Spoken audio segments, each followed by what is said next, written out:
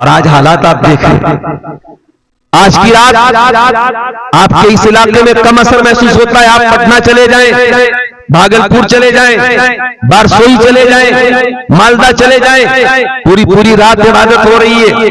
शबे बारात के नाम से ये रात मनाई जा रही है। कोई हलवा बैठ करके खा रहा है, कोई मुर्दों को जाकर के कब्रिस्तान में वहां अपने मुर्दों के लिए फातिहा पढ़ रहा है। ये सारा का सारा काम दीन के नाम पे हो रहा है। ये सारा का सारा काम इस्लाम के नाम पे हो रहा है, सवाब के नाम पे हो रहा है, जबकि इस्लाम में इस रात की कोई हकीकत नहीं है। अगर ये रात वाकई में कोई फजीलत की रात होती, जनाब मोहम्मद रसूलुल्लाह सल्लल्लाहु अलैहि वसल्लम खुद इस रात में इबादत करते, आपके सहाबा इबादत करते, आपकी बीवियां इबादत करते। जिस तरीके से रमजान का महीना आता था, अम्मा आयशा फरमाती है, काना रसूलुल्लाह सल्लल्लाहु अलैहि वसल्लम दखल अल-अश्र अहया लैलहु व अयक़ज़ अहलहु व शद्द मिज़रहु। जब रमजान का आखिरी अशरा आता था, प्यारे नबी सल्लल्लाहु अलैहि वसल्लम अपने घर वालों को जगाते थे, रात रात भर जागते थे, अपनी कमर कस लेते थे, इबादत करते थे। अगर वही मामला शबे बारात का होता, आज की रात का होता, तो प्यारे नबी से इसका भी सबूत मिलता कि नहीं मिलता। और अभी एक वीडियो मैंने देखा यूट्यूब के ऊपर, फेसबुक के ऊपर, एक आदमी हलवे पर दलील दे रहा है। कह रहे, वो पूछता है कि हलवा कौन सी किताब में लिखा है। अरे हलवा किताब में थोड़ी मिलेगा, हलवा तो कढ़ाई में मिलेगा। इस तरीके की चुटकुलेबाजी से, इस तरीके की फालतू दलीलों से अपने हलवे को साबित किया जा रहा है। तो तू साफ बोल देना कि तेरा मकसद हलवा खाना है, तेरा मकसद दीन पर अमल करना नहीं है, तेरा मकसद इस्लाम पर अमल करना नहीं है, तेरा मकसद हलवा खाना है। तो हलवा खाने के लिए दीन को बदनाम मत करो मेरे प्यारे साथी। मेरे अजीजों, हम और आप मुसलमान हैं, और मुसलमान वो कौम है जिसको अल्लाह ताला ने दुनिया की सबसे बेहतरीन उम्मत करार दिया। कुंतुम खैरा उम्मतिन उखरिजत लिन्नास तअमुरूना बिल मारूफ व तनहौना अनिल मुनकरी व तुमिनूना बिल्लाह। ऐ मुसलमानों, तुम दुनिया की सर्वोत्तम उम्मत हो, सबसे बेहतरीन उम्मत हो, द बेस्ट कम्युनिटी तुम हो। तुम दुनिया के सबसे बेहतरीन समाज से ताल्लुक रखते हो। उखरिजत लिन्नास, तुम्हें इंसानियत को कुछ देने के लिए पैदा किया गया है। तुम मानवता के नजात देने वाले बनकर के आए हो। तुम इंसानियत को कुछ देने के लिए आए हो, तुम्हारे जरिए इंसानियत को कुछ मिलना चाहिए। अभी इलाहाबाद में जो प्रयागराज में जो मेला चल रहा है, कुंभ का मेला, उसमें कुछ गैर मुस्लिम भाई हमारे भगदड़ में मर गए। तो मैंने एक शंकराचार्य का बयान सुना। उन्होंने कहा कि मुसलमानों ने बहुत सारे गैर मुस्लिमों की मदद की। ये हमारा किरदार, हमारा वो लोग जो हमारे खिलाफ बातें करते हैं वो भी मानते हैं कि नहीं साहब, आप मुसलमानों ने हमारी मदद। कोरोना के दौर में हमने वो मंजर भी देखा था कि बाप मर गया, उसका बेटा अपने बाप की अर्थी को हाथ नहीं लगा रहा है, अपने बाप का अंतिम संस्कार नहीं कर रहा है। मुसलमानों ने खड़े होकर के उन गैर मुस्लिमों का अंतिम संस्कार किया। कितने गैर मुस्लिमों को मुसलमानों ने मदद की उस दौरान, और भाईचारा कायम करके दिखाया। कि हमारा किरदार है मेरे प्यारे साथी।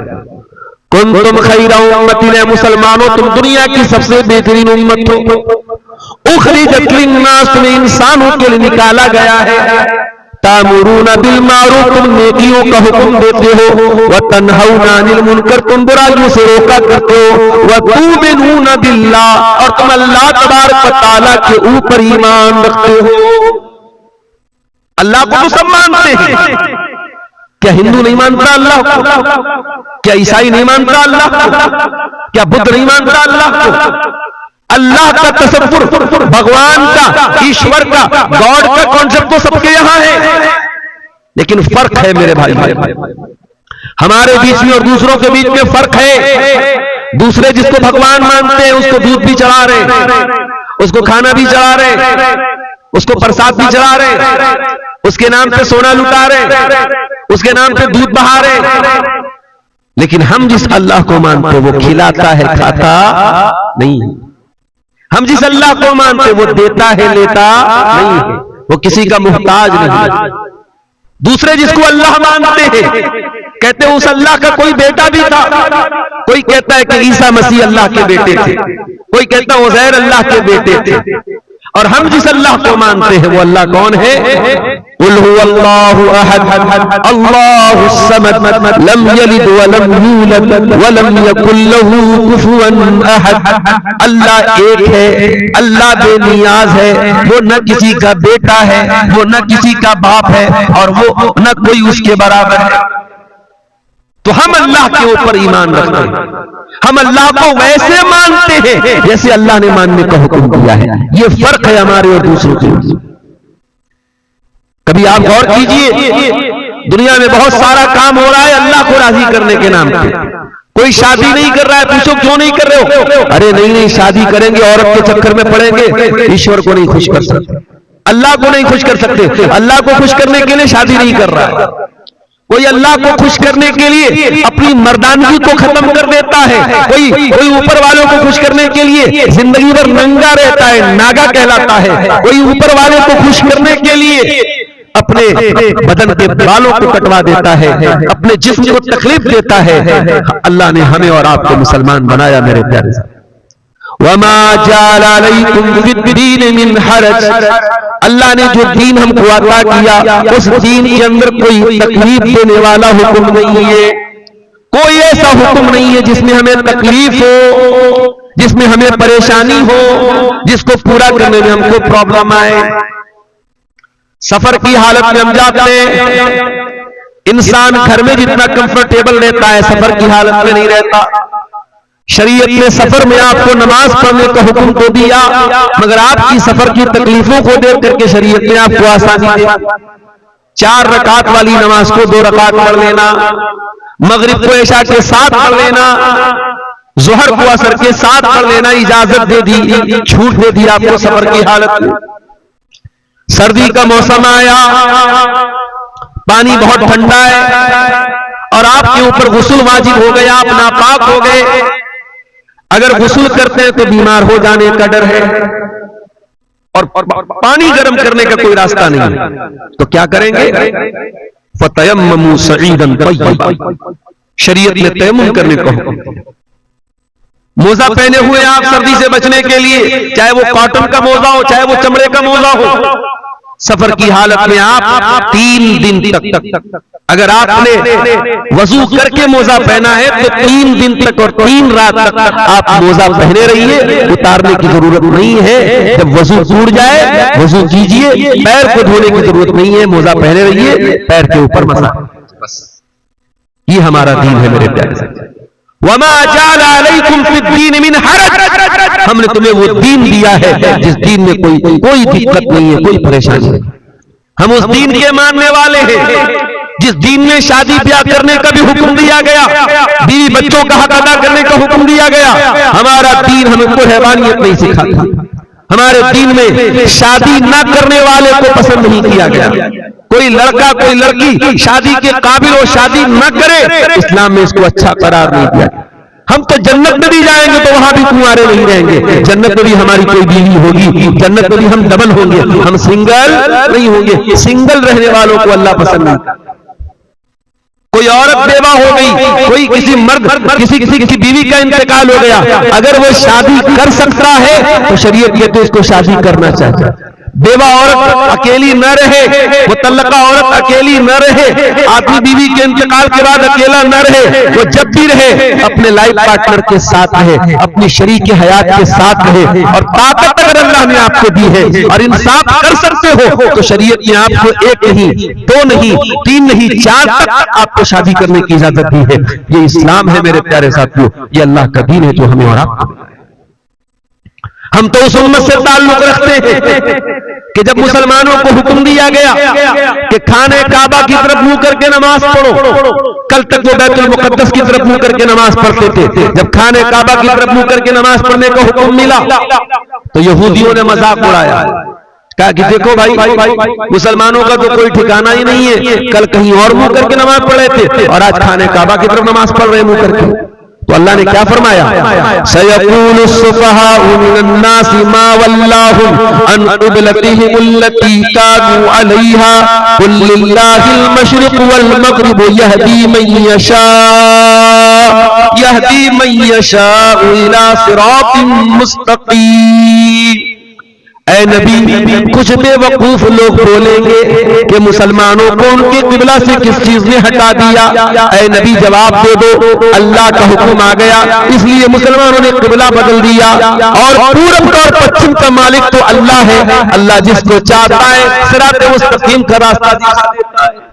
वकज़ालिका जअलनाकुम उम्मतन वसता, और ऐ मुसलमानों, हमने तुमको दुनिया की सबसे बेहतरीन उम्मत बनाया, तो तुम्हारा किबला भी दुनिया का सबसे बेहतरीन किबला बनाया। आज साइंटिस्ट बोलते हैं कि जो खाने काबा है ये दुनिया का मिडिल है, दुनिया का सेंटर है खाने काबा। जो हमारा किबला है वो दुनिया का भी किबला है, वो दुनिया का मिडिल है, दुनिया का सेंटर है। हमारा किबला सबसे अच्छा, हमारे नबी सबसे अच्छे, हमारा दीन सबसे अच्छा, और हमें जो किताब मिली कुरान, वो किताब भी सबसे अच्छी। वो किताब ऐसी कि 6 साल का बच्चा कुरान का हाफिज है और फर पूरा कुरान तरावी में खड़ा होकर सुना देता है। दुनिया के किसी और मजहब की मिसाल ला के दिखा, दुनिया के किसी और मजहब में मिसाल ला के दिखा दो कि उस मजहब की आसमानी किताब को 6 साल का बच्चा भी याद कर ले और तरावी की नमाज में खड़ा होकर सुना दे। ये एजाज भी अल्लाह ताला ने अपनी किताब, इन्ना नहनु नज़्ज़लना ज़िक्रा व इन्ना लहू लहाफ़िज़ून, इस कुरान को हमने उतारा है, इसकी हिफाजत हम करेंगे। 6 साल के बच्चे को हाफिज बना के इस कुरान की हिफाजत हम करेंगे, और कुरान की तफसीर में कोई गड़बड़ी न कर पाए, कुरान के माना और मतलब में कोई गड़बड़ी न कर पाए, इसका भी इंतजाम हम करेंगे। हम उलमा की जमात तैयार करेंगे, हम कुरान और हदीस बयान करने वाले उलमा को खड़ा करेंगे जो हर दौर में कुरान का सही मतलब लोगों को बयान करेंगे। इन्ना नहनु नज़्ज़लना ज़िक्रा व इन्ना लहू लहाफ़िज़ून, इस कुरान को हमने उतारा है, इसकी हिफाजत भी हम करेंगे। हलवाखोर लोग इस कुरान की गलत तहरीर नहीं कर पाएंगे। अपने पेट की दुकान चलाने वाले इस कुरान का गलत मतलब बयान करेंगे, मगर हम उलमाए हक को खड़ा करेंगे तो कुरान का सही मतलब दुनिया को बयान करेंगे। तो मेरे अजीजों, हम उस कुरान के मानने वाले लोग, मगर आज ये जूते क्यों पड़ रहे हमारे ऊपर? जिसका जी चाहता है हमें लाभ सुना देता है, हमारी मस्जिदों को टेढ़ी नजर से देखने लगता है, हमारे मदरसों को बंद करने की बात करने लगता है, हमारे उलमा को सलाखों के अंदर डलवा देता है। क्यों? ये जिल्लत के हालात क्यों है मेरे प्यारे? इसका जवाब अल्लाह ताला सूरह रात के अंदर देता है, इन्नल्लाह ला युगय्यिरु मा बिक़ौमिन हत्ता युगय्यिरु मा बिअन्फुसिहिम, अल्लाह ताला किसी कौम के हालात को तब तक नहीं बदलता जब तक वो कौम अपने करतूतों को न बदल ले। जब तुम अपने करतूतों को बदलोगे हम तुम्हारे हालात को बदल देंगे। कल तक तुम इज्जतों को बचाने वाले बन करके आए थे, तुम दुनिया को हया का दर्ज देने वाले बन के आए थे, आज तुम खुद बेहया बन गए। तुम दुनिया को ला इलाहा इल्लल्लाह का पाठ पढ़ाने आए थे, आज कब्रों पर सजदा करने वाले बन गए। कल तुम मोहम्मद रसूलुल्लाह का कलमा पढ़ने आए थे, आज बिदअतों के पैरोकार बन गए। कल तक तुम दुनिया को औरत के सही मकाम बताने आए थे, आज औरत तुम्हारे लिए भी खिलौना बन गई। कल तुम दुनिया को निकाह के जरिए, शादी के जरिए अपनी शर्मगाह की हिफाजत का दर्स सुनाने आए थे, और आज तुम्हारी शादियों में जहेज आ गया, तुम्हारी शादियों में बारात आ गई, तुम्हारी शादियों में मंगनी आ गई, तुम्हारी शादियों में लंबा चौड़ा खर्च आ गया। तुमने खुद निकाह को मुश्किल बना के जिना को प्रमोट कर दिया, जिना को आसान कर दिया। जब तुम अपने करतूतों को बदलोगे अल्लाह तुम्हारे हालात को भी बदल देगा। वइज़ा अरादल्लाहु बिक़ौमिन सुआ, और अल्लाह ताला जब किसी कौम के साथ बुराई का इरादा फरमाएगा, जब किसी कौम को बर्बाद करना चाहेगा, फला मरद्द लहू, तो कोई उसे नहीं बचा पाएगा, कोई नहीं बचा पाएगा। वइज़ा अरादल्लाहु बिक़ौमिन सूअन फला मरद्द लह। आपकी बर्बादी का फैसला अगर आसमान पे हुआ है, जमीन का कोई लीडर, जमीन का कोई नेता, जमीन का कोई मिनिस्टर आपके हालात को ठीक नहीं कर पाएगा। वमा लहुम मिन दूनिही मिन वाल, और अल्लाह के सिवा आपकी कोई मदद नहीं कर पाएगा। एक बात तो पक्की है मेरे साथ, अल्लाह हमसे नाराज है। इतना तो मानते हो ना कि अल्लाह नाराज है, और अल्लाह हमसे ज्यादा नाराज है। अब आप पूछे मौलाना साहब अल्लाह हमसे ज्यादा क्यों नाराज है? अरे हम जितने भी बुरे, हम तो मुसलमान हैं। कोई अल्लाह को नहीं मानता, कोई अल्लाह को गाली देता है, उससे भी ज्यादा अल्लाह हमसे नाराज है। हाँ, उससे भी ज्यादा अल्लाह हमसे नाराज। आइए मैं आपको बताता हूं। एक बाप के 5 बेटे हैं, 2 बेटे बड़े नाफरमान हैं, बाप की बात नहीं मानते, बाप की कदर नहीं करते, बाप हमेशा उनसे नाराज रहता है।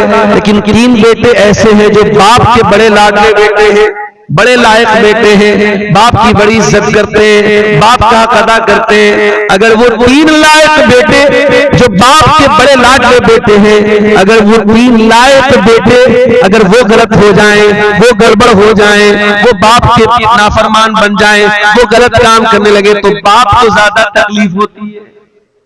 जो 2 बिगड़े हुए वो तो बिगड़े ही हुए, जो 3 बाप के लाडले बेटे हैं अगर वो गलत काम करते तो बाप को ज्यादा तकलीफ होती है, बाप ज्यादा नाराज होता है, बाप ज्यादा गुस्सा होता है। मेरे अजीजों, मेरे भाइयों, ये मैंने एक मिसाल आपको समझाने के लिए दी है। अल्लाह रब्बुल आलमीन हमसे बहुत मोहब्बत करता है, हम उसके महबूब नबी की आखिरी नबी के उम्मती हैं। उस अल्लाह ने हमको बहुत नवाजा है, लेकिन जो काम यहूदियों ने किया था वो काम अगर हम करेंगे तो अल्लाह हमको माफ नहीं करेगा। अल्लाह ने यहूदियों को भी बहुत नवाजा था। या बनी इस्राईल अज़्कुरू निअमती अल्लती अनअमतु अलैकुम व अन्नी फज़्ज़लतुकुम अलल आलमीन। ऐ बनी इस्राईल, हमने तुमको बहुत नेमतों से नवाजा। रेडीमेड खाना उतरता था आसमान से बनी इस्राईल, कभी हमारे लिए रेडीमेड खाना नहीं उतरा। बनी इस्राइल के रेडीमेड मन्नो सलवा उतरता था। उलमा ने लिखा है कि मन जो होता था ये हलवा टाइप का, मीठी चीज की कोई चीज थी, और सलवा जो था ये कोई परिंदा था। रेडीमेड गोश्त मिल रहा है, रेडीमेड मिष्टी मिल रही है, मिठाई मिल रही है, और इतने कमबख्त थे कि ये रेडीमेड खाना उनको मिल रहा था, तब भी उनको पसंद नहीं आया। और उन्होंने कहा कि ऐ मूसा, अपने रब से कहो कि हमें ककड़ी चाहिए, हमें तरकारी चाहिए, हमें सब्जी चाहिए, हम रोज रोज ये मन्नो सलवा नहीं खाएं। बड़े नखरे उठाए गए बनी इस्राइल के, बड़ी अल्लाह ताला ने उनके ऊपर करम किया, मगर बनी इस्राइल ने क्या किया? ज़ुरिबत अलैहिमुज़्ज़िल्लतु वल मस्कनतु व बाऊ बिग़ज़बिन मिनल्लाह। जलील कर दिया अल्लाह ताला ने, रुसवा कर दिया अल्लाह ताला ने, अल्लाह का गजब उनके ऊपर नाजिल हुआ। इतनी लाडली कौम थी अल्लाह की, अल्लाह ने इतना नवाजा था, मगर दुनिया की सबसे जलील कौम जलील कौम बन गई दुनिया की। मेरे प्यारे साथी, इतनी जलील कौम बन गई, मुसलमान नमाज में खड़ा होता है, सूरह फातिहा पढ़ता है, क्या कहता है? इहदिनस सिरातल मुस्तकीम सिरातल लज़ीना अनअमता अलैहिम गैरिल मग़ज़ूबि अलैहिम वलद्दाल्लीन। सूरह फातिहा पढ़ता है मुसलमान, क्या कहता अल्लाह से? इहदिनस सिरातल मुस्तकीम, अल्लाह हमको सिरात मुस्तकीम पे चला, हिदायत के रास्ते पे चला, सही रास्ते पे चला, इस्लाम के रास्ते पे चला। कभी आपने गौर किया?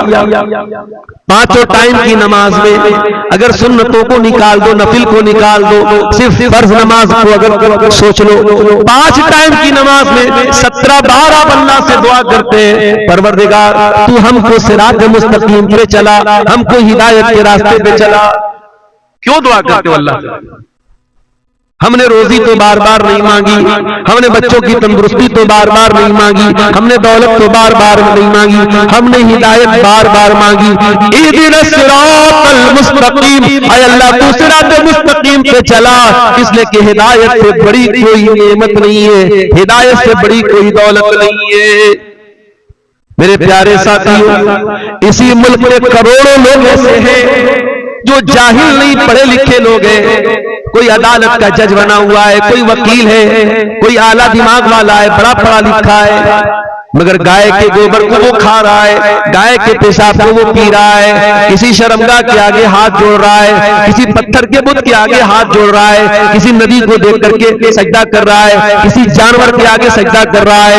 इतने बेहतरीन पढ़े लिखे लोग, इतने आला दिमाग वाले लोग भी अपने क्रिएटर की, अपने पैदा करने वाले की इबादत नहीं कर रहे, जानवर की इबादत कर रहे हैं, शर्मगाह की इबादत कर रहे हैं, नदी की इबादत कर रहे हैं। मेरे प्यारे भाइयों, उन लोगों के बीच में अगर अल्लाह ताला ने आपको ईमान वाला बनाया है, आपको तौहीद वाला बनाया है, आपकी पेशानी अगर एक अल्लाह के दर पे झुक रही है, आप ला इलाहा इल्लल्लाह पढ़ने वाले हैं, आपसे बड़ा खुशनसीब कौन है मेरे भाई?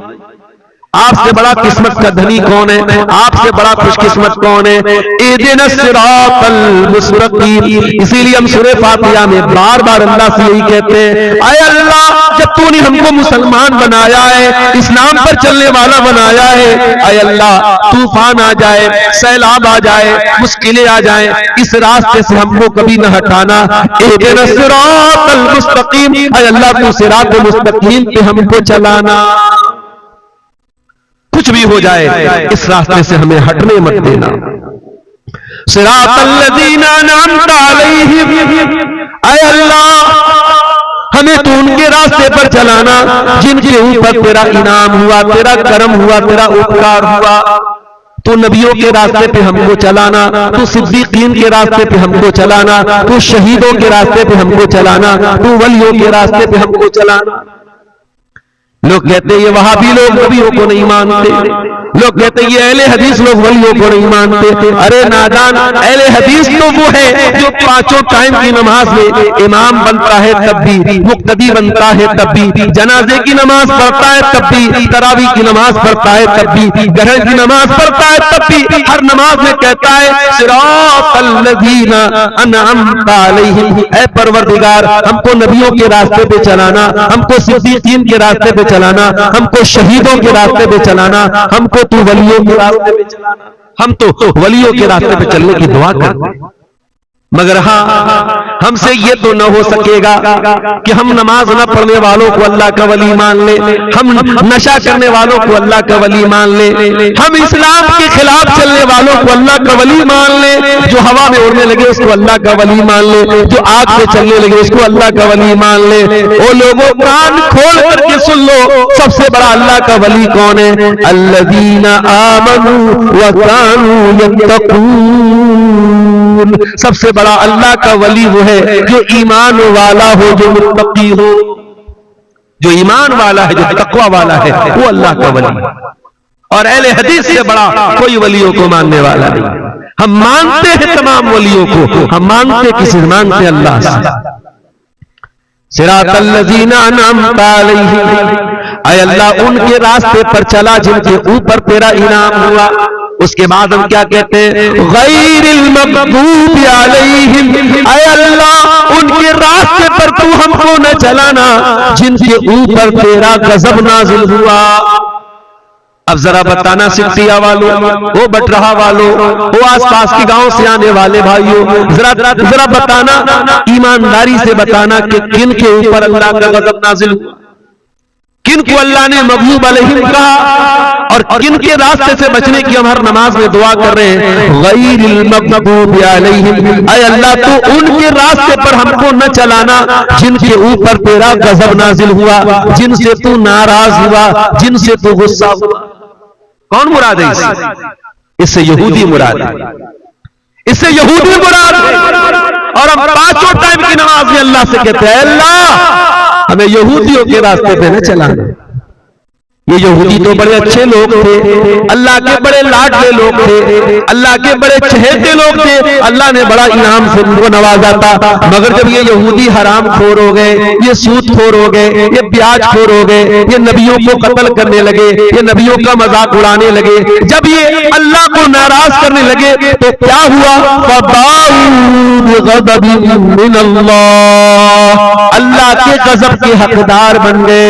ओ मुसलमानों, कान खोल करके सुन लो, अल्लाह का कानून सबके लिए बराबर है। जो काम यहूदियों ने किया वही काम हम करेंगे तो हम भी अल्लाह के गजब के हकदार बन जाएंगे। और आज अल्लाह के गजब के हकदार हम बन चुके हैं। हर तरफ से जूते पड़ रहे हमारे ऊपर, हर तरफ से जलील हो रहे हैं। अल्लाह के गजब के हकदार बन रहे मेरे साथ। हम अल्लाह से क्या कहते हैं, आए अल्लाह तो उनके रास्ते पे हमको न चलाना जो जिनके ऊपर तेरा गजब नाज़िल हुआ। अच्छा, यहूदियों के यहाँ सबसे बड़ा क्राइम क्या था, सबसे बड़ा अपराध क्या था? यहूदियों का सबसे बड़ा गुनाह क्या था जानते हो? यहूदियों के पास अल्लाह की किताब तौरात थी, यहूदी जानकार थे, इल्म भी था उनके पास, लेकिन जानकारी होने के बावजूद और इल्म होने के बावजूद यहूदी अल्लाह की नाफरमानी करते थे, इल्म के ऊपर अमल नहीं करते थे।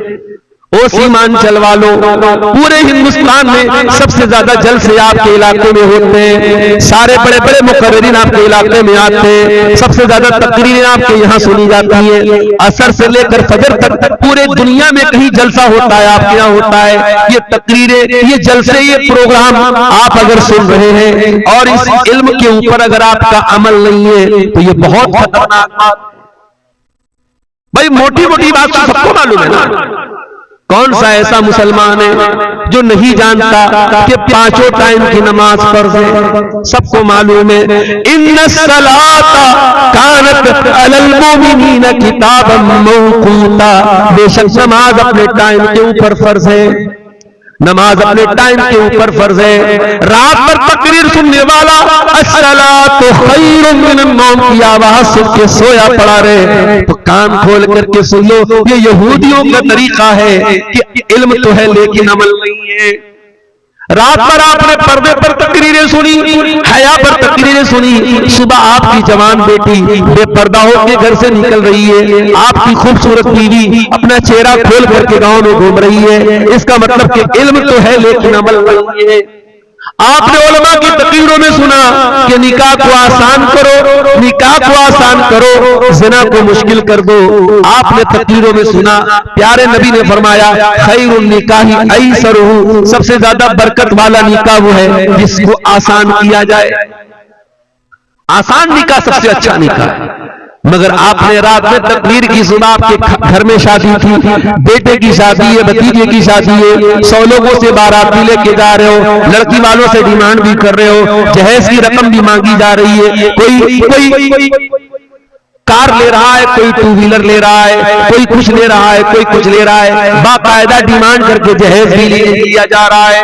इसका मतलब कि इल्म तो है लेकिन अमल नहीं है। और ये बहुत खतरनाक बात है। अतामुरून अन्नासा बिल बिर्रि व तंसौना अनफुसकुम व अंतुम ततलूनल किताब। ऐ यहूदियों, तुम अल्लाह की किताब को पढ़ते हो, तुम तौरात को पढ़ते हो और लोगों को नेकी का हुक्म देते हो और अपने आप को भूल जाते हो। ऐ यहूदियों, ये बहुत गलत काम है जो तुम करते हो। जो काम यहूदियों ने किया वही काम हम भी तो कर रहे हैं मेरे प्यारे साथी। कौन ऐसा मुसलमान है जो नहीं जानता कि सूद और ब्याज हराम है? हमने तकरीरों में भी सुना है, हमने जुमा के खुतबों में भी सुना है, हमने कुरान में भी पढ़ा है या अय्युहल्लज़ीना आमनुत्तकुल्लाह व ज़रू मा बक़िया मिनर रिबा इन कुंतुम मुमिनीन। ऐ ईमान वालों, अल्लाह से डरो। अब तक जो ब्याज का लेन देन ले चुके कर चुके, अब आइंदा से कोई ब्याज का लेन देन मत करना। फ़इन लम तफ़अलू फ़अज़नू बिहर्बिन मिनल्लाहि व रसूलिही। और अगर तुम ऐसा नहीं करोगे तो अल्लाह से जंग करने के लिए तैयार हो जाओ, रसूल से जंग करने के लिए तैयार हो जाओ। ब्याज खोर, ब्याज खाने वाला अल्लाह से जंग कर रहा है, रसूल से जंग कर रहा है। सारी आयतें हमने पढ़ी है, सारा मसला हमको मालूम है, लेकिन आज भी बंधन बैंक की स्कीम आपके मुसलमानों के इलाकों में सबसे ज्यादा ली जाती है। 10-10 हजार का कर्जा आप सूद पर ले रहे। चुल्लू पर पानी में डूब मरने का मकाम है। ओ करोड़पतियों, ओ कौम के सरमायादारों, वो अपने पैसों को तिजोरियों में भरने वालों, कल अल्लाह कयामत के दिन पूछेगा तू तो तिजोरी में भरा करता था, तेरी कौम का गरीब आदमी 10,000 का पैसा बंधन बैंक से, बंधन लोन से लेता था, वो इंटरेस्ट पर लेता था, ब्याज पर लेता था। तेरी कौम के गरीबों ने 5-5 हजार रुपये ब्याज पर लेकर के अल्लाह को नाराज किया था। तू करोड़ों का मालिक का, तूने अपने भाई की मदद क्यों? याद रखो मेरे भाइयों, इस्लाम ये सिखाता है अगर अल्लाह ने आपको दौलत दी है और आपका कोई भाई जरूरतमंद है, आपसे कर्जा लेने आया है, इस्लाम कहता है कि कर्जा दे दो और कर्जा में कभी प्रॉफिट मत कमाओ। कर्जा में कभी प्रॉफिट मत कमाओ। कर्ज के जरिए प्रॉफिट कमाना इस्लाम के अंदर सूद और ब्याज है और अल्लाह के प्यारे नबी ने इससे मना किया। आज मुसलमान सूद और ब्याज बड़े आराम से खा रहा है। आज मुसलमान नौजवान बड़े धड़ल्ले से जुआ खेल रहे हैं। कोई ऑफलाइन जुआ खेल रहा है, कोई ऑनलाइन जुआ खेल रहा है, कोई मोबाइल के जरिए जुआ खेल रहा है, कोई ताश के पत्तों के जरिए जुआ खेल रहा है। क्या मुसलमान को यह मसला मालूम नहीं है? अल्लाह के नबी ने फरमाया कि जो जुआ खेलता है गोया कि वो सूअर के गोश्त में अपना हाथ डालता है। जिस तरीके से सूअर का गोश्त खाने वाला है वैसे ही जुआ खेलने वाला है। क्या आपने कुरान की आयत नहीं पढ़ी? या अय्युहल्लज़ीना आमनू इन्नमल खम्रु वल मैसिरु वल अंसाबु वल अज़लामु रिज्सुम मिन अमलिश शैतान। ये शराब, ये जुआ, ये पासे के तीर और ये गैरुल्लाह के आस्ताने, ये सब गंदे काम है, शैतान के काम है। इनसे बचो तभी तुम कामयाब हो सकते। सब जानते हैं, ऐसा नहीं कि हमें जानकारी नहीं, हमें इल्म तो है, इल्म के ऊपर अमल नहीं। आज कितने मुसलमान हैं वो अपने मजहब की बुनियाद से ही दूर हैं, तौहीद से ही दूर हैं। उनको पट्टी बढ़ा दी गई, वो जाकर के कब्रों पर सजदा कर रहे हैं। वो जा करके उनके घरों में चले जाओ, उनके घरों में बड़े बड़े ताबीज लगे हुए हैं, उनके गले में देख लो ताबीज और धागा लटक रहा है। उनका यह अकीदा है जब तक ये धागा मेरे गले में लटक रहा है, जब तक ये नक्शो निगार मेरे घर में लटक रहे हैं, मेरे घर में बरकत आएगी। ऐ मुसलमान, तेरा अकीदा ही तो तेरी बुनियाद थी, वही तू बर्बाद कर रहा है। इसीलिए मौलाना अल्ताफ हुसैन हाली कहते हैं, करे गैर गर्भ की पूजा तो काफिर, कवाकिब में माने करिश्मा तो काफिर, झुके आग पर पहरे सजदा तो काफिर, जो ठहराए बेटा खुदा का तो काफिर, मगर मोमिनों पर कुशादा है राहे, परस्तिश करे शौक से जिसकी चाहे, नबी को जो चाहे खुदा कर दिखाए, इमामों का रुतबा नबी से बढ़ाए, मजारों पे जा जा के नजरें चढ़ाए, शहीदों से जा जा के मांगे दुआएं, न तौहीद में कुछ कमी इससे आवे, न इस्लाम बिगड़े न ईमान आवे। ऐ मुसलमान, तूने अपने आप को तौहीद से दूर कर लिया, अल्लाह की मदद तेरे ऊपर कैसे आएगी? अल्लाह का तो वादा था ऐ मुसलमान, जब तक तू तौहीद पर कायम रहेगा हम तेरी मदद करते रहेंगे। वादल्लाहुल्लज़ीना आमनू मिनकुम व अमिलुस सालिहात। ऐ ईमान वालों, ऐ नेक अमल करने वालों, अल्लाह का वादा है लयस्तखलिफन्नहुम फिल अर्दी कमस्तखलफल्लज़ीना मिन क़ब्लिहिम। अल्लाह तुमको जमीन में हुकूमत भी देगा। वला युमक्किनन्ना लहुम दीनहुमुल्लज़ी इर्तदा लहुम। अल्लाह तुम्हारे दीन को दुनिया में गालिब भी कर देगा। वला युबद्दिलन्नहुम मिन बादि खौफिहिम अमना। अल्लाह दुनिया में तुमको अमन और चैन भी अता फरमाएगा। शर्त क्या है? याबुदूननी ला युशरिकून बी शैया। एक अल्लाह की इबादत करते रहना, अल्लाह के साथ किसी को शरीक मत करना। आज अपने पेट की दुकान को चलाने के लिए आपका अकीदा खराब करने वाला मौलवी कहता है नीतीश कुमार से मिलना है तो उनके पीए से मिलना पड़ता है, तेजस्वी यादव से मिलना है तो उसके सेक्रेटरी से मिलना पड़ता है, हमारे प्राइम मिनिस्टर से मिलना है तो उनके कैबिनेट के किसी खास आदमी से मिलना पड़ता है। अरे तू अल्लाह को कैसे, अल्लाह तक कैसे पहुंच सकता है? तू अल्लाह से कैसे मांग सकता है? मेरा अल्लाह कहता है वइज़ा सअलका इबादी अन्नी फइन्नी करीब। ऐ ऐ मेरे बंदे, मैं तो तेरी शहरत से ज्यादा करीब हूँ, मुझसे मांग के तो देख, मेरे आगे हाथ तो फैला के देख, तुझे मांगना अगर आता है तो मुझे देना आता है, तू मांगता चला जाएगा, तू मांगते मांगते थक जाएगा, मैं देते देते नहीं थकूंगा। वैज़ा सालका इबादी, अल्लाह तबारक व तआला हर रात के आखिरी हिस्से में आसमान पर नाजिल होता है, आसमान पे उतरता है, आसमान दुनिया पे उतरता है और कहता है हल मिन मुस्तगफिरिन फागफिर लहू, है कोई मग़फ़िरत तलब करने वाला, है कोई माफी मांगने वाला, है कोई मेरी बारगाह में आंसू बहाने वाला, है कोई सच्ची तौबा करने वाला, मैं उसकी तौबा कबूल करने को तैयार हूँ, है कोई हाथ फैलाने वाला, मैं उसको देने को तैयार हूँ, है कोई मुझसे दुआ करने वाला, मैं उसकी पुकार को सुनने को तैयार हूँ। अल्लाह तो पुकारने का हुक्म दे रहा है और तू कह रहा है कि अल्लाह तो बहुत दूर है, अल्लाह से अपन मांग। अल्लाह कह रहा है मैं करीब हूं, उसे मांगो तो सही। मेरे प्यारे साथियों, आज मुसलमान तौहीद से दूर है, इतना दूर है कि आज भारत की सरजमीन पर मुसलमान की पहचान कब्रों से होती है, मज़ारों से होती है। आज जैसे दूसरे मजहब वालों का एक निशान होता है, हमारे हिंदू भाइयों का ओम बना रहता है, ईसाइयों का उनका क्रॉस बना रहता है, इसी तरीके से सिख मजहब वालों का उनकी पगड़ी होती है। मुसलमान की पहचान क्या है? बहुत सारे कैलेंडर पर आप देखेंगे अजमेर की तस्वीर लगी रहती है, मजार की तस्वीर लगी रहती है। आज इन मजारों को, इन कब्रों को आपकी पहचान बता दिया गया। माफ करना मेरे प्यारे साथियों, ये मजार हमारी पहचान नहीं, ये कब्र हमारी पहचान नहीं, हमारी पहचान ला इलाहा इल्लल्लाह है। हमारे मजहब की बुनियाद यही है, अल्लाह के सिवा कोई पालनहार नहीं, अल्लाह के सिवा कोई मुश्किल कुशा नहीं, अल्लाह के सिवा कोई बिगड़ी बनाने वाला नहीं है। तौहीद से दूर है मुसलमान। इसीलिए अल्लाह के नबी फरमाते हैं, तिरमिज़ी की सही रिवायत है, ला तक़ूमुस्साअतु हत्ता तल्हक़ा क़बाइल मिन उम्मती बिल मुशरिकीन, क़यामत उस वक्त तक नहीं आएगी जब तक मेरी उम्मत के कुछ लोग मुशरिकों के साथ मिल नहीं जाएंगे। व हत्ता याबुदुल औतान, और मेरी उम्मत के अंदर भी बुतों की पूजा होगी, बुतों की इबादत होगी। और आगे अल्लाह के नबी ने फरमाया कि क़यामत उस वक्त तक नहीं आएगी जब तक 30 से ज्यादा झूठे नबी मेरी उम्मत में पैदा होंगे, और हर झूठा नबी कहेगा मैं नबी। अभी आजकल एक वीडियो बड़ा वायरल हो रहा है, एक आधा पागल टाइप का इंसान है, अपने आप को नबी कह रहा है। हर दौर में ऐसे झूठे नबी पैदा होंगे। नबी ने फरमाया अना खातमुन नबिय्यीन ला नबिय्य बादी, मैं आखिरी नबी हूं, मेरे बाद कोई नबी नहीं आएगा। मेरे बाद अगर कोई अपने आप को नबी कहता है तो समझ जाओ कि वो झूठा है, वो कज़्ज़ाब है, वो दज्जाल है। मैं आखिरी नबी हूं, मेरे बाद कोई नबी नहीं आएगा। तो ये कयामत की एक निशानी अल्लाह के नबी ने बयान की कि कयामत के पहले उम्मत के अंदर, मुसलमानों के अंदर शिर्क भी किया जाएगा। मेरे प्यारे साथियों, आज अल्लाह हमसे बहुत नाराज है, बहुत गुस्सा है हमारे ऊपर, इसीलिए सारी बिजली हमारे ऊपर गिर रही है।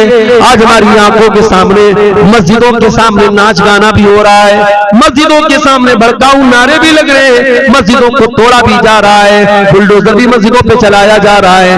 आज अल्लाह वाकई में हमसे बहुत नाराज है मेरे साथ, बहुत नाराज है। और क्यों नाराज है? क्योंकि इल्म है लेकिन अमल नहीं है। जो मग़ज़ूब अलैहिम का तरीका था, जो यहूदियों का तरीका था, वो तरीका हमने अपनाया। उसके बाद हम कहते वलद्दालीन, ऐ अल्लाह हमें उनके रास्ते पर भी तूने चलाना जो भटक गए, जो गुमराह हो गए। कौन गुमराह हो गया?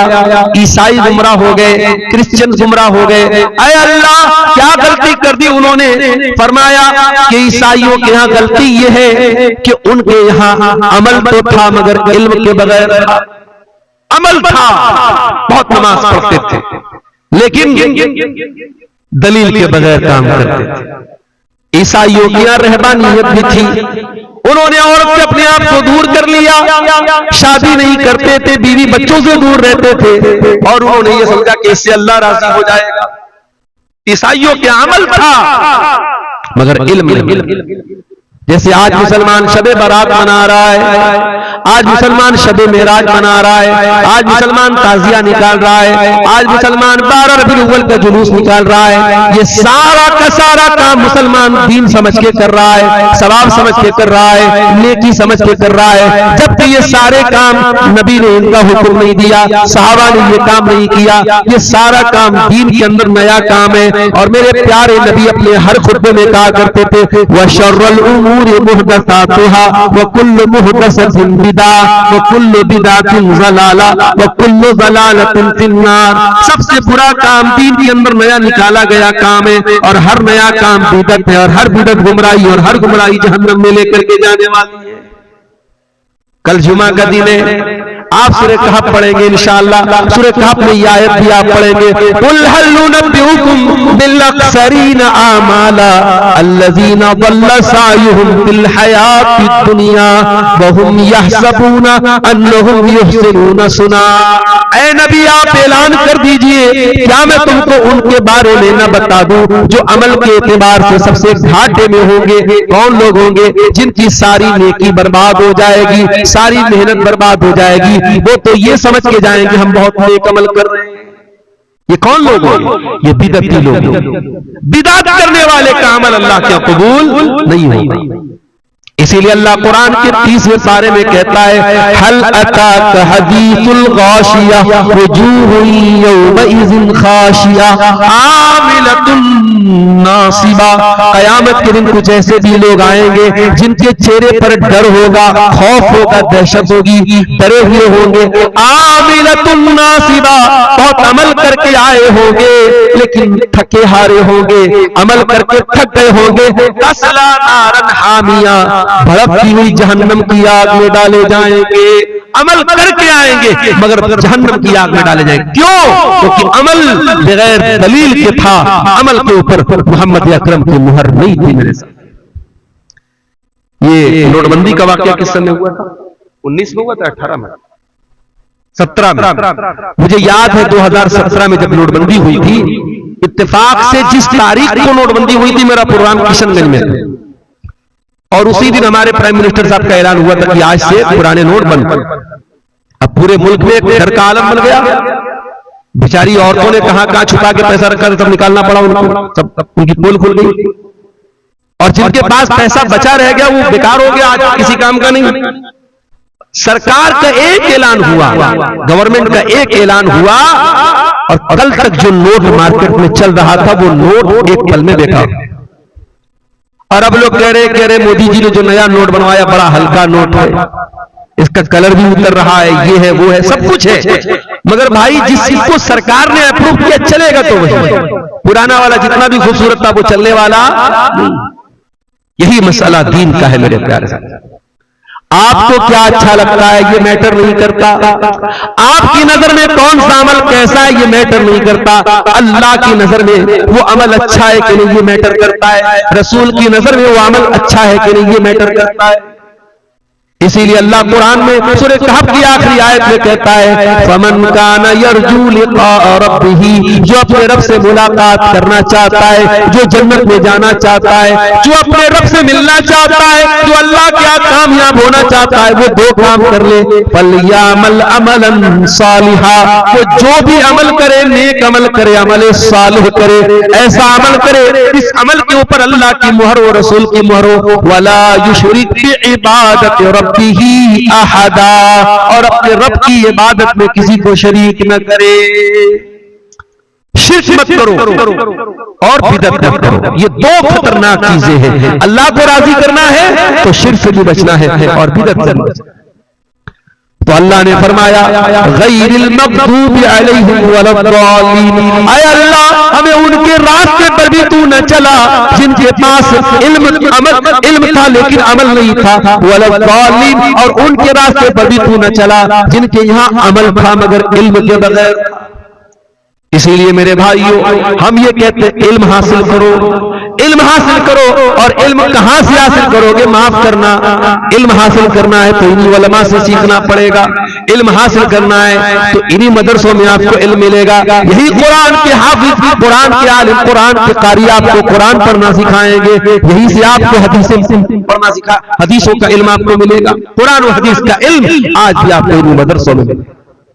और याद रखो, कोई सूटेड फूटेड होकर के आ जाए, कोई फर्राटेदार इंग्लिश बोलने लगे और आप ला करके फट जल्दी से उसको माइक दे देगी, साहब ये तो बड़ा सूट पहन के आया है, बड़ी फर्राटेदार इंग्लिश बोल रहा है। नहीं, आपका स्टेज, आपका माइक, इसका भी एक वकार है मेरे प्यारे साथ। और मैं अक्सर सीमांचल के जलसों में बोलता हूं, मुझे अफसोस होता है, अभी आपके इसी अररिया के इलाके का एक मौलवी वो बाकायदा तकरीर में कह रहा है कि मोहम्मद बिन सलमान साहब मेरा वीजा नहीं पास कर रहे हैं, मैंने उनके खिलाफ बोल दिया है, वो मेरा वीजा नहीं पास कर।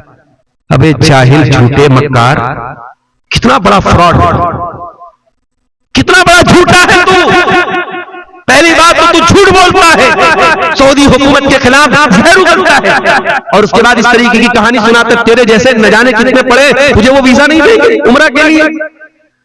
और तू ये समझता है कि सामने पब्लिक जो बैठी है वो जाहिल गवाह पब्लिक है, जो चाहे सुना दे।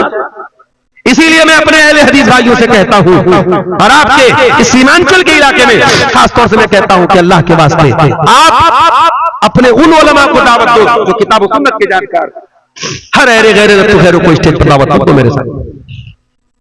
खुराफात बकने वाले, झूठ बकने वाले, मनगढ़ंत रिवायतें बयान करने वाले, किससे कहानी बयान करने वाले आपके स्टेज पर नहीं आने चाहिए। इस स्टेज का एक वकार है, इस स्टेज की हुर्मत है, उसको पामाल मत होने देना मेरे साथ। इल्म सीखना है तो मुहद्दिसीन ने क्यों नहीं सबसे हदीस ले लिया? और क्या क्यों सही और ज़ईफ का फर्क था? क्यों हदीसों में सही और ज़ईफ का फर्क किया जाता था? अगर आपके स्टेज पर हर आदमी आ सकता है, कोई भी बयान कर सकता है, कोई शायर आकर के उल्टी सीधी शायरी पढ़ सकता है, तो माफ करना, ये स्टेज अहले हदीस का स्टेज नहीं। अल्लाह के प्यारे नबी फरमाते हैं, इन्नल्लाह ला यक़बिज़ुल इल्मा इंतिज़ाअन यंतज़िहु मिनल इबाद। क़यामत के पहले कैसा दौर आएगा, अल्लाह ताला दुनिया से इल्म को उठा लेगा। सवाल पैदा हुआ, इल्म कैसे उठेगा? क्या किताबें खत्म हो जाएंगी? क्या मदरसे बंद हो जाएंगे? क्या लाइब्रेरियां बंद हो जाएंगी? फरमाया नहीं, लाइब्रेरी भी मौजूद होगी, किताबें भी होंगी, लेकिन अल्लाह ताला उलमा को उठा लेगा। उलमा दुनिया से धीरे धीरे चले जाएंगे, हत्ता इज़ा लम युबक़ि आलिमन, यहां तक कि जब उलमा चले जाएंगे, इत्तख़ज़न नासु रुऊसन जुहाला, लोग जाहिलों को मुफ्ती बना लेंगे, लोग जाहिलों को स्टेज, मैं आज की ज़बान में तर्जुमा कर रहा हूं, लोग स्टेज दे देंगे जाहिलों को, जाहिल मसला बयान करेगा, जाहिल हलाल बयान करेगा, जाहिल हराम बयान करेगा। अरे जो खुद कुरान और हदीस का जानकार नहीं है, वो आपको हलाल और हराम बता रहा है, वो मसला बता रहा है। ऐसा आदमी जब मसला बताएगा तो क्या करेगा? फज़ल्लू वज़ल्लू, खुद भी गुमराह होगा, दूसरों को भी गुमराह करेगा। इसलिए उलमा से इल्म हासिल करो, और इल्म हासिल करो मेरे प्यारे साथ। आज इतना बड़ा इलाका है, आज सर्वे करके जाके देख लेना। मैं तो रात में तकरीर करता हूँ, सुबह निकल जाता हूँ। मौलाना हुसैन साहब आपसे बड़ी जिम्मेदारी के साथ कहता हूँ, जाओ जरा गांव गांव सर्वे करके खाली इतना पता लगा लो कितने लोगों को जनाजे की नमाज की दुआएं आती, जो जलसे में सबसे आगे आगे रहते थे, जिनके मोबाइल पर उलमा के बयानात मौजूद थे, उनको भी जनाजे की नमाज का तरीका नहीं आता, जनाजे की नमाज की दुआएं नहीं आती। कितने अफसोस की बात है, बाप मर गया, बेटा खड़ा होकर जनाजे की नमाज पढ़ रहा है, वो इस काबिल भी नहीं है अपने बेटे की जनाजे की अपने बाप की जनाजे की नमाज पढ़ सके। मेरे भाई, इससे तो बेहतर था कि हम बे औलाद होते, औलाद वाले होकर के क्या फायदा? हमारी औलाद हमारे लिए जनाजे की नमाज न पढ़ सके, हमारी औलाद हमारे मरने के बाद हमारे लिए मग़फ़िरत की दुआ न कर सके। मेरे प्यारे साथियों, अपने बच्चों में से एक बच्चे को कम से कम आलिम बना दो, एक बच्ची को आलिमा बना दो, कम से कम सारे बच्चे दुनियादारी में लग जाएं। एक बेटा आपका ऐसा तो हो जब वो हाथ उठाए तो अपने बाप के लिए दुआ करे, रब्बिरहमहुमा कमा रब्बयानी सगीरा। ऐ अल्लाह, मेरे माँ बाप ने बड़ी तकलीफों से मुझे पाला था, बड़ी कुर्बानियां दी थी, बड़ा जलील किया था अपने आप को। मेरी माँ ने बड़ी गुर्बत का दिन देखा था, मेरी माँ ने गांव के लोगों के बर्तन भी मांजे थे, मेरे बाप ने लोगों के घर की गुलामी की थी। ऐ अल्लाह, मेरे माँ बाप ने बड़ी मुसीबतों में मुझको पाला है, परवरदिगार तू मेरे माँ बाप पर रहम फरमा। ये दुआ कौन करेगा? जो कुरान का जानकार होगा, जो कुरान पढ़ेगा। कम से कम अपने बच्चों को इस लायक को बना दो मेरे साथ, इल्म दीन सीखो और सिखाओ मेरे साथ।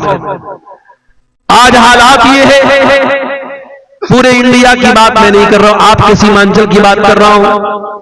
इतना बड़ा जलसा होता है, मदरसों को चलाने के लिए जलसा कराया जाता है। मैं आमतौर से चंदा नहीं करता, मुझसे भी लोग कहते मौलाना थोड़ा चंदा कर देना। ये मजबूरी क्यों आ गई? क्यों आपको मदरसों को चलाने के लिए जलसा कराना पड़ रहा है? ये भी बहुत बड़ा सवाल है। और इतना बड़ा जलसा, इतना खर्च करने के बाद भी अगर आप अपने मदरसों को नहीं चला पा रहे तो ये कौम के लिए चुल्लू बर्फानी में डूब मरने की बात।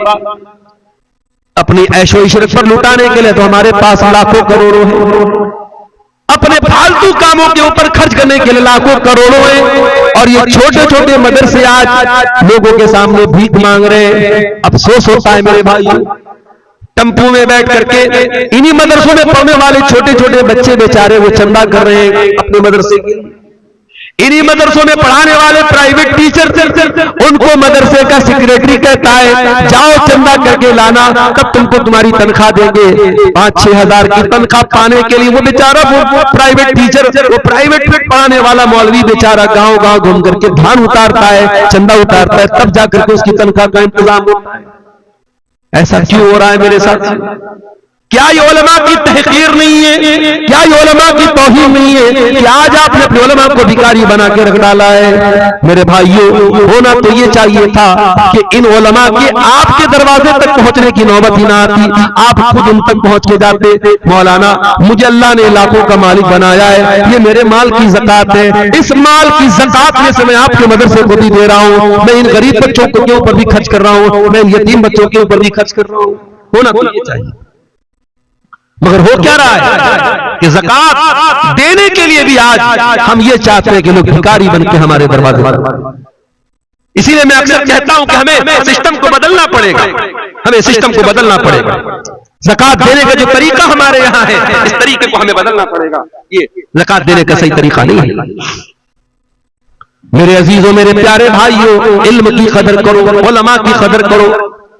प्यारे नबी ने हमको ये सबक भी दिया है, अपने बच्चों का हक कुर्बान करके दीन सीखने वाले बच्चों की कदर करो। आज आप कभी मदरसों के हॉस्टल में जाके देखिए, छोटे छोटे बच्चे जो पढ़ते बेचारे, इन छोटे छोटे बच्चों पर जिम्मेदारियों का कितना पहाड़ आ जाता है। आपका बच्चा जहां चाहे वहां खेल रहा है, कपड़े मेले हो जाते हैं, घर में आता है उसकी माँ उसके कपड़े धुल रही है। मदरसों में पढ़ने वाले छोटे छोटे बच्चे ये बहुत सोच समझ के खेलते हैं, कपड़ा ज्यादा गंदा हो जाएगा तो धुलना तो हम ही को है।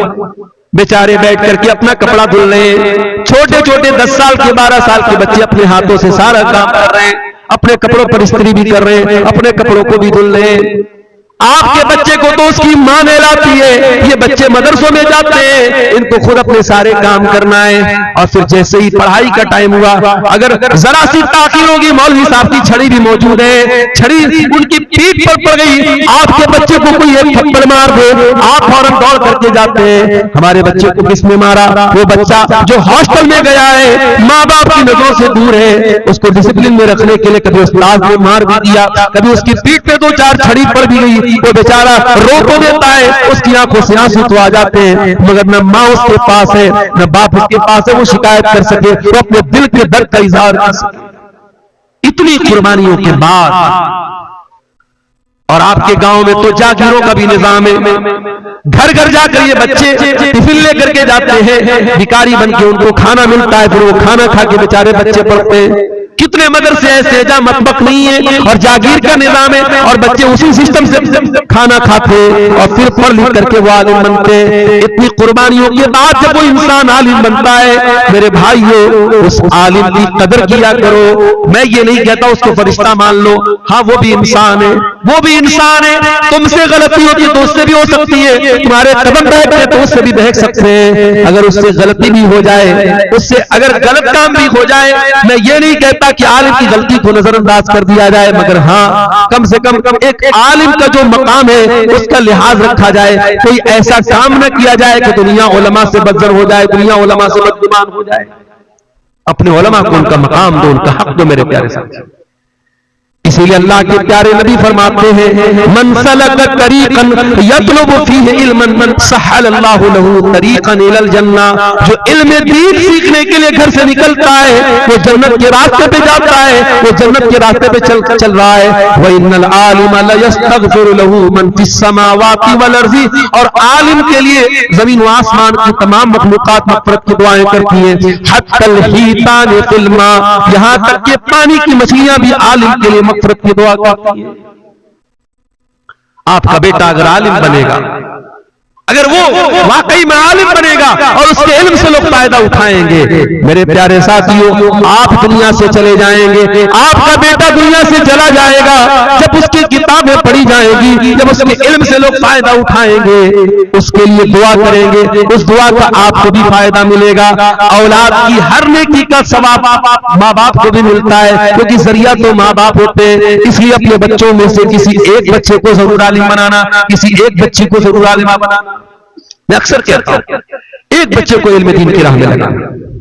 और आज के इस दौर में मेरे प्यारे साथियों, जब कदम कदम पे आपको जरूरत पड़ेगी दीन सीखने की, तो आपके घर में कोई एक इंसान तो ऐसा हो जो आपको दीन की बातें बता। कल मौलाना फजल हक मुबारकपुरी के जनाजे में जब मैं गया, उनके 6 बेटे और 6 के 6 बेटे हाफिज और आलिम। अल्लाहु अकबर। बड़ा बेटा जनाजा की नमाज पढ़ा रहा है, बाकी सारे बेटे भी पीछे खड़े हैं। ये मंजर देख के दिल पर बड़ा असर हुआ कि ये इंसान जिसका जनाजा रखा हुआ है ये उलमा का बाप है। मेरे भाइयों, आलिम बनना ये कमाल है, मगर उससे बड़ा कमाल ये कि आप उलमा के बाप बन जाएं, आपके बच्चे उलमा बन जाएं, आपके सब बच्चे आलिम दीन बन जाएं। ये बहुत बड़ी बात है मेरे अजीजों।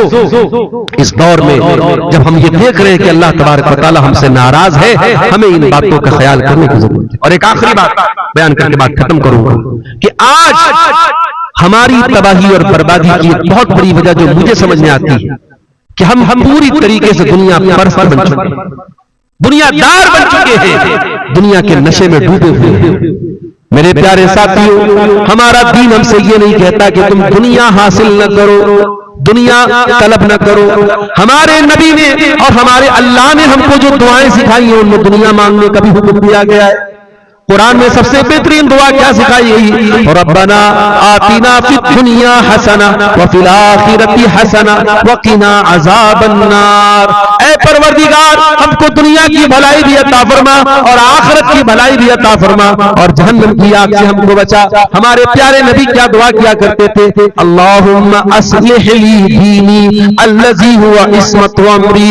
ऐ अल्लाह, मेरे दीन को ठीक कर दे, मेरे मामले की बुनियाद मेरे दीन पर है। वो अस्लिह ली दुनियाया अल्लती फीहा माशी। और अल्लाह, मेरी दुनिया को भी ठीक कर दे, क्योंकि मुझे जिंदगी तो दुनिया में गुजारना है।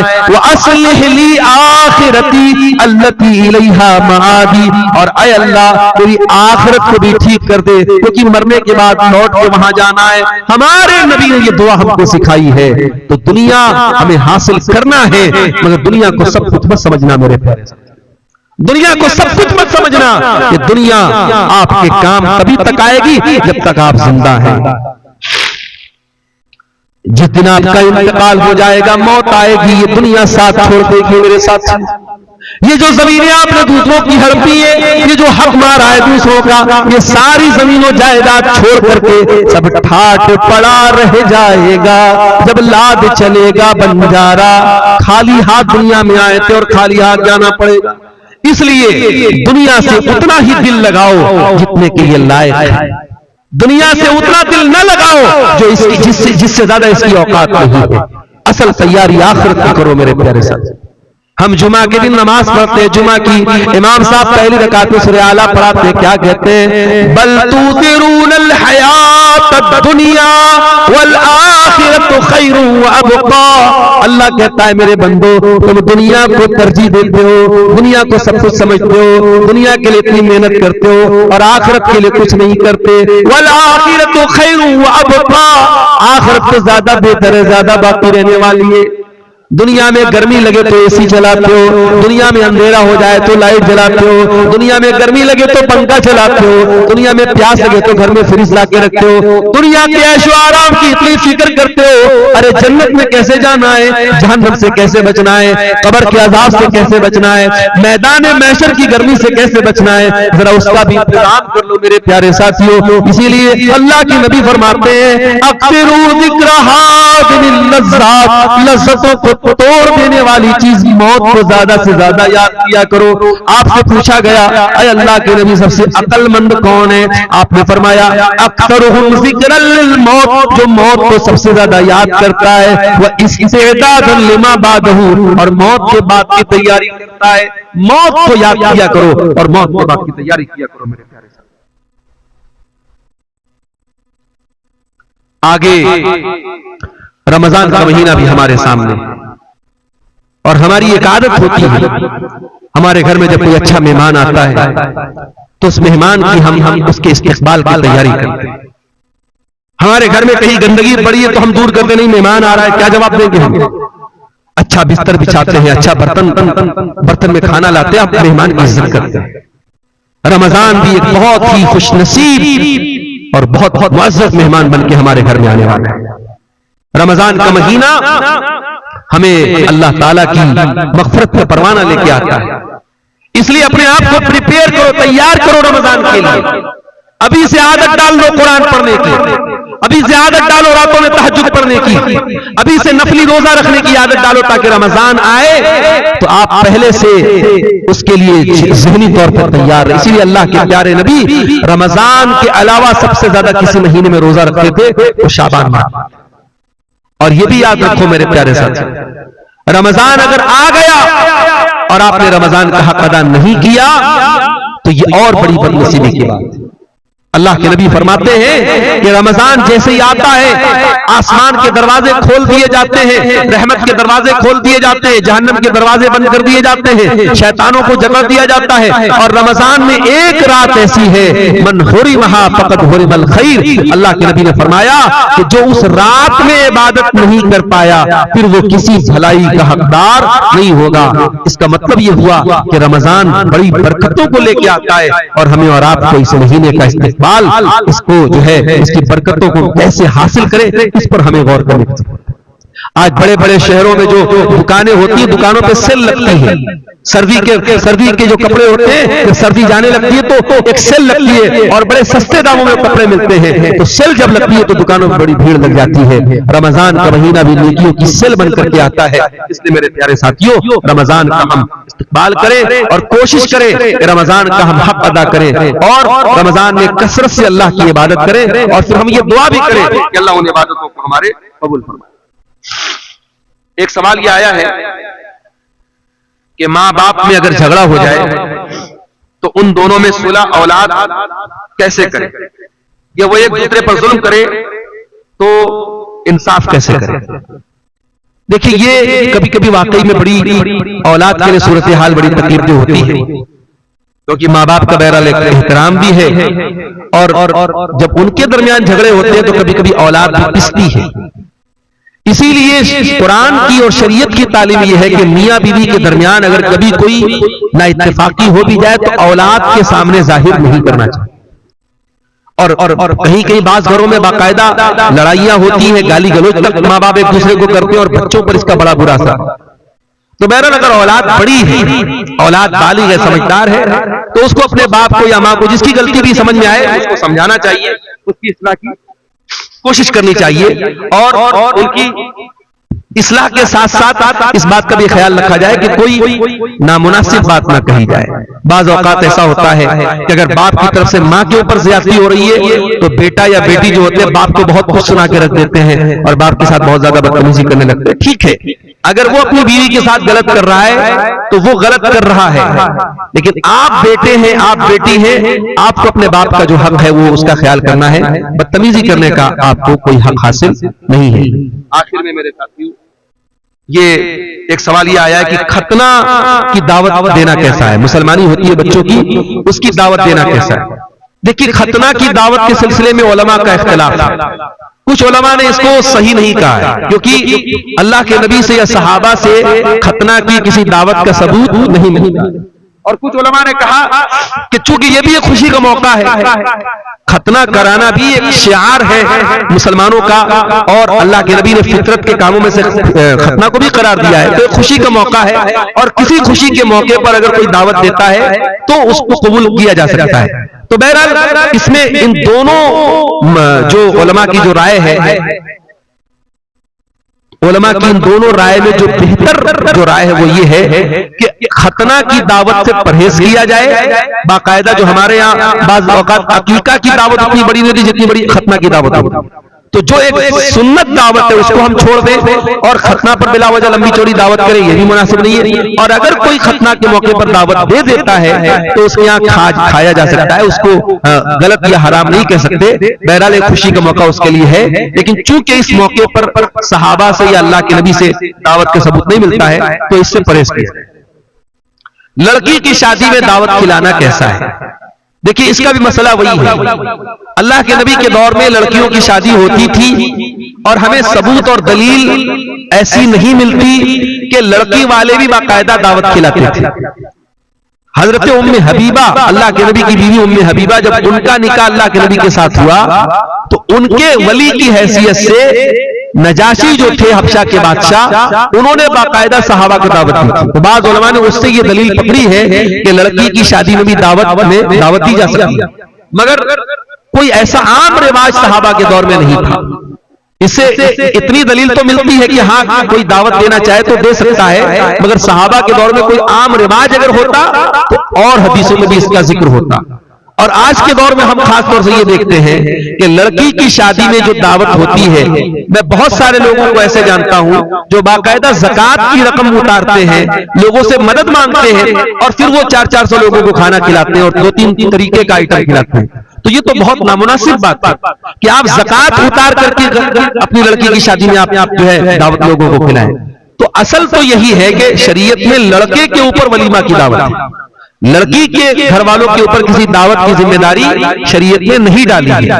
अलबत्ता अगर कोई लड़की का बाप साहिब हैसियत है, अगर वो अपने कुछ मेहमानों को 100-200 मेहमानों को 300 जो भी उसके मेहमान है, अगर वो खाना खिला रहा है, दावत दे रहा है, तो हम उसको नाजायज तो नहीं कह सकते, गलत तो नहीं कह सकते, लेकिन अगर इसको एक रिवाज बना दिया जाए और जरूरी बना दिया जाए और उसकी वजह से गरीब और मिडिल क्लास के लोगों को हर हाल में दावत देनी पड़े, तो इस पूरी दावत को भी हमें रोकना चाहिए। फिर इस दावत अभी बनारस में बाकायदा वहां जो अंसारी बरादरी के लोग हैं तो उसमें एक तंजीम चलती है, वहां पे उन्होंने बाकायदा एक कानून पास किया है कि अब जो दावतें होंगी तो बारात नहीं जाएगी, बारात नहीं जाएगी लड़की वालों के यहाँ, और वलीमा में एक तरह का खाना होगा और इतने बर्तन दिए जाएंगे, इतने कपड़े दिए जाएंगे, एक लिमिट उन्होंने बनाई है। तो बहुत अच्छी बात है, क्योंकि आज शादी ब्याह की रस्म रिवाज को पूरा करने के लिए लोग कर्जे ले रहे हैं, बैंक से लोन ले रहे हैं, एक दूसरे से मदद मांग करके शादी कर रहे हैं, जो कि बिल्कुल भी मुनासिब बात नहीं है। तो खुलासा ये निकला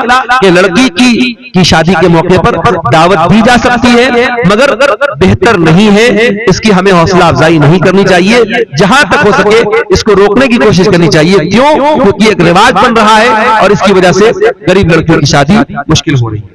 वल्लाहु आलम बिस्सवाब। तो मेरे अजीजों, आखिर में मौलाना हुसैन साहब ने ये मुतालबा भी किया है कि हमारे मदरसे के हक में थोड़ा सा आप ताउन की अपील करें। आइए, ये रात का आखिरी वक्त है, आते आते जाते जाते आप जो हो सके मदरसा उम्मे सलमा लिल बनात के लिए ताउन करते हुए जाएं। अल्लाह से दुआ करते हैं रब्बुल आलमीन आपके ताउन को, आपके चंदे को, आपके दान को अल्लाह कबूल फरमाए।